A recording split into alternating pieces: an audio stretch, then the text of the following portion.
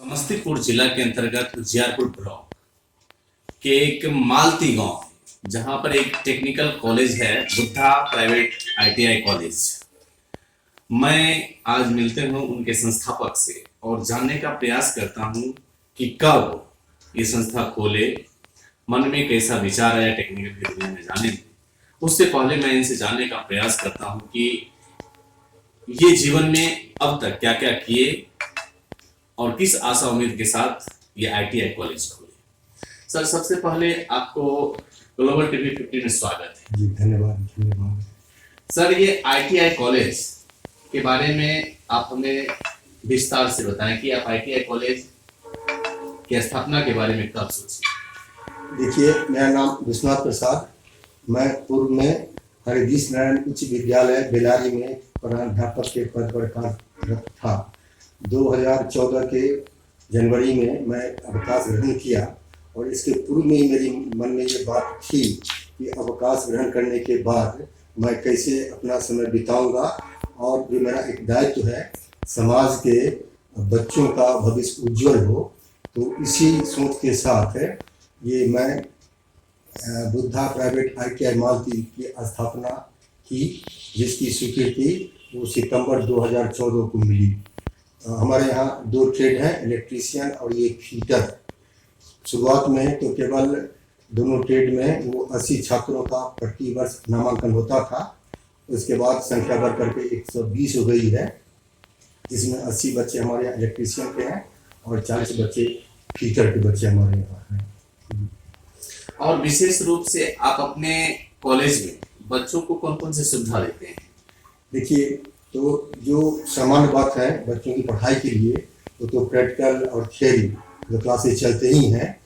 और क्योंकि ये ग्रामीण क्षेत्र है और हमारा ऐसा सोच है जो सही है कि आईटीआई में वैसे ही बच्चे आते हैं जो कि आर्थिक दृष्टि से बहुत कमज़ोर होते हैं। जो संपन्न हैं वो तो इंजीनियरिंग कॉलेज में जाते हैं, पॉलिटेक्निक कॉलेज में जाते हैं। तो यही सोच रखते हुए ये संस्थान खुली है। यहाँ का नामांकन चार्ज भी कम है और बच्चों को आर्थिक मदद मिले। सरकार प्रति वर्ष पोस्ट मैट्रिक स्कॉलरशिप देती है।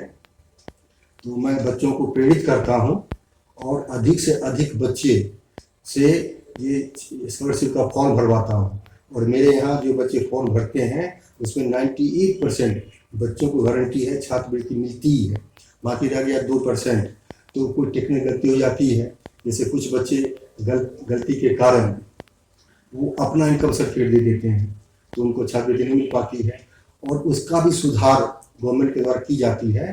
तो बच्चों को फ़ोन करके स्पेशल उनको मैं प्रेरित करता हूँ और उनको छात्रवृत्ति दिलाने का भरसक प्रयास करता हूँ।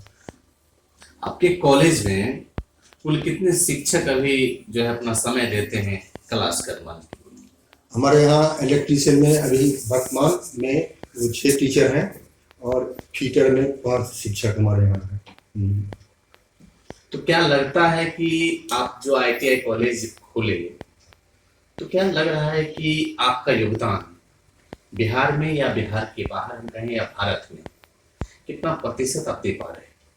देखिए, हकीकत तो यही है, क्योंकि गवर्नमेंट इस तरफ बहुत निराश है।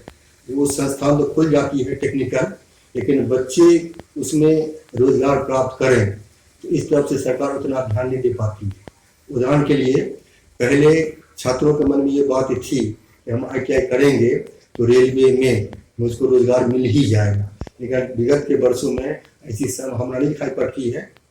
कुछ बच्चे जाते हैं रेलवे वगैरह में, लेकिन अधिकांश बच्चे जो हैं वो प्राइवेट में जाते हैं। और हमारे यहाँ से मैं झूठा दावा नहीं करूँगा, लेकिन प्रति वर्ष 30-35% बच्चे जो हैं वो प्राइवेट में या गवर्नमेंट जॉब में जाते हैं और अधिकांश बच्चे जो हैं वो अपना रोजगार स्वयं चलाते हैं।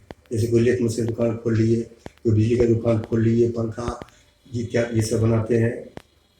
तो इस तरह से व्यस्त होते हैं। लेकिन मैं कहना चाहूँगा आपके चैनल के माध्यम से कि सरकार टेक्निकल संस्थान तो खूब खोलती है, लेकिन बच्चों का उसमें रोजगार मिले इस पर उतना ध्यान नहीं दे पाती। तो सरकार को से मैं ये जरूर कहना चाहूँगा आपके माध्यम से कि बच्चे टेक्निकल एजुकेशन प्राप्त करते हैं तो उनको रोजगार भी मिले, ताकि उनका भविष्य उज्जवल हो। फिटर या इलेक्ट्रीशियन कोर्स करने के लिए कितना योग्यता होना चाहिए? देखिए, मिनिमम क्वालिफिकेशन होना चाहिए, मैट्रिक पास होना चाहिए, चाहे वो साइंस में हो या आर्ट्स में हो। अब तो साइंस और दोनों बराबर ही है, तो मिनिमम क्वालिफिकेशन मैट्रिक पास होना चाहिए उनको बस। नामांकन कब से कब तक आपका कॉलेज का लास्ट डेट है, ताकि जो बच्चे अभी हाल ही में मैट्रिक या 12th जो पास किए हैं वो आपके कॉलेज में आकर नामांकन ले सके? हाँ, तो मेट्रिकुलेशन का रिजल्ट निकल चुका है, तो निकलने के बाद हालांकि उनके हाथ में मार्कशीट नहीं आया है, तो फिर भी वो कंप्यूटर से अपना मार्कशीट ले करके प्रोविजनल एडमिशन हम ले लेते हैं। और जब उनको विधिवत उनके हाथ में मार्कशीट आ जाती है, उनके हाथ में एसएससी आ जाती है जो हेडमास्टर देते हैं, तो विधिवत हम लोग एडमिशन लेते हैं। और हर साल ये डेट इसका जो है वो अक्सर शुरू हो जाता है जुलाई से, जून जुलाई से शुरू हो जाता है एडमिशन रिजल्ट निकलने के बाद। लेकिन उसका डेट जो है वो कभी सितंबर, कभी अक्टूबर, कभी नवंबर। चूँकि व्यवहार में देखा जाता है कि अपने बिहार में ही नहीं, हम तो कहेंगे पूरे भारतवर्ष में जो एडमिशन जो संख्या है आईटीआई के बच्चों का, तो उतना सीट पूर्ता नहीं है। तो इसलिए मजबूरन बस इसका डेट जो है वो संस्थान बढ़ाती रहती है।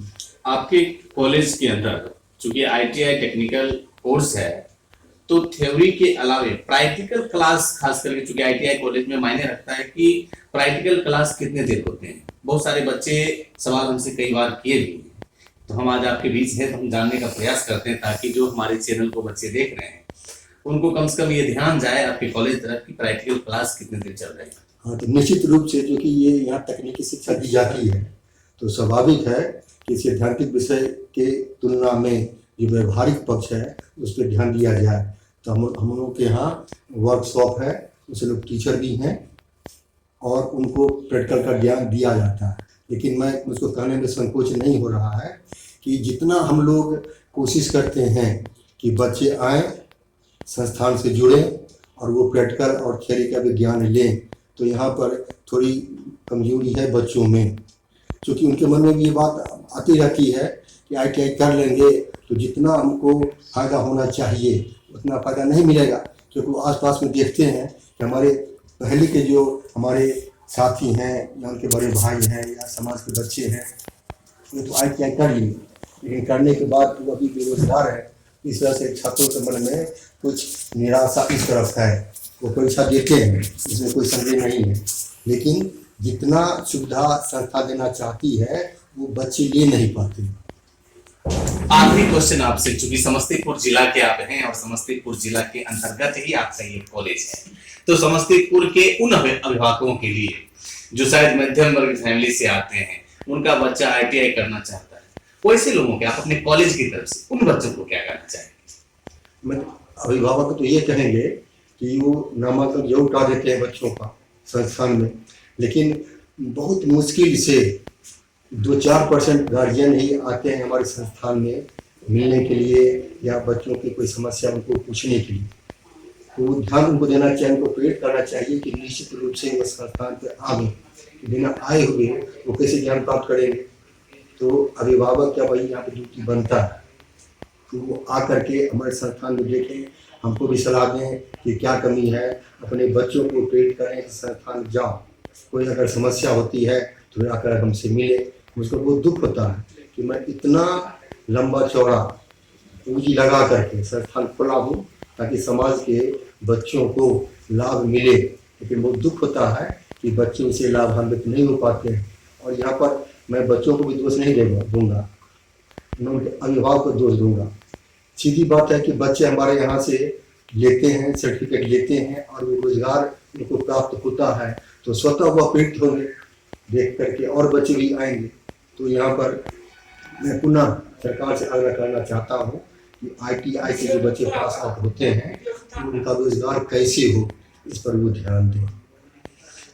आप अपने कॉलेज का लोकेशन बता दें ताकि जो छात्र आएंगे तो उनका नजदीकी सड़क मार्ग कौन सा होगा? देखिए, ये समस्तीपुर से दर्शन सराय जाने के लिए 2 रास्ता है, एक नेशनल हाईवे मुसरीघाटी होते हुए और दूसरा है जेतवारपुर कॉलेज होते हुए। जेतवारपुर कॉलेज का बिशनपुर है और बिशनपुर से 2 रास्ता है, एक है दूसरा, एक है दर्शी सराय। तो बिशनपुर से मात्र 1.5 किलोमीटर की दूरी पर ये मालती स्थित है और बुद्धा प्राइवेट ITI मेरे संस्थान का नाम हुआ, लोकेशन हो गया मालती। तो आप सुन रहे थे हमारे ग्लोबल टीवी 15 पर बुद्धा प्राइवेट ITI कॉलेज के संस्थापक से खास वार्तालाप। आइए हम थोड़ा चलकर आपको दिखाते हैं कि कॉलेज का क्लास का क्या स्थिति है, और आपको दिखा रहा हूँ प्रैक्टिकल रूम। प्रैक्टिकल रूम में देखिए क्या क्या चीज अवेलेबल है। एक हमारे शिक्षक हमारे साथ जुड़ रहे हैं, आप अपना नाम बताएंगे। मेरा नाम अजय कुमार हुआ।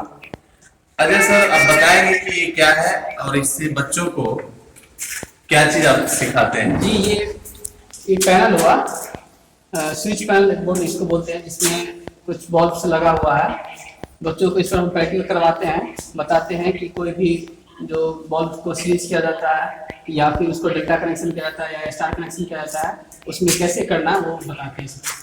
और इसका क्या है काम? जी, ये हो गया control compound generator DC motor, है ना। ये जो है ये DC पे काम करता है, ठीक है। और फिर इसका क्या है? ये हो गया AC कंट्रोल कैपेसिटर हो गया। और फिर इसका क्या काम है?